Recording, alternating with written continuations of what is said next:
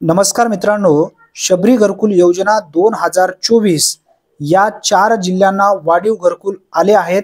जर तुम्ही ग्रामीण भागातून असाल तर शबरी घरकुल योजनेमधून लवकरच तुम्हाला लाभ दिला जाणार आहे। यासाठी राज्य सरकारच्या माध्यमातून आज दिनांक 14 मार्च 2024 रोजी महाराष्ट्र शासनाच्या माध्यमातून एक नवीन शासन निर्णय घेण्यात आला आहे आणि या शासन निर्णयामध्ये स्पष्टपणे माहिती देण्यात आली आहे। ज्या 4 जिल्ह्यांचे नावे आहेत, प्रत्येक जिल्ह्यासाठी किती घरकुलचा उद्दिष्ट लक्षात देण्यात आलेला आहे याबद्दलची परिपूर्ण माहिती आपण जाणून घेणार आहोत। थोडक्यात आपण प्रस्तावना समजून घेऊया।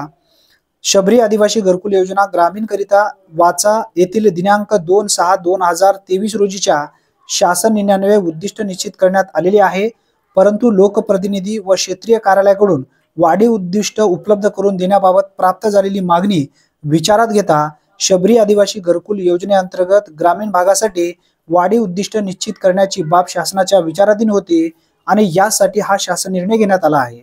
सन 2023-24 आर्थिक वर्षामधील शबरी आदिवासी घरकुल योजनेअंतर्गत ग्रामीण भागासाठी उपलब्ध अर्थसंकल्पीय तरतूद व आर्थिक वर्ष संपण्याच्या कालावधी विचारात घेता सदर शासन निर्णयासोबत जोडलेल्या परिशिष्टाप्रमाणे सन 2023-24 या आर्थिक वर्षाकरिता जिल्हानिहाय प्रकल्पनिहाय वाढीव उद्दिष्ट लक्ष्यात निश्चित करण्यास शासन मान्यता देण्यात येत आहे।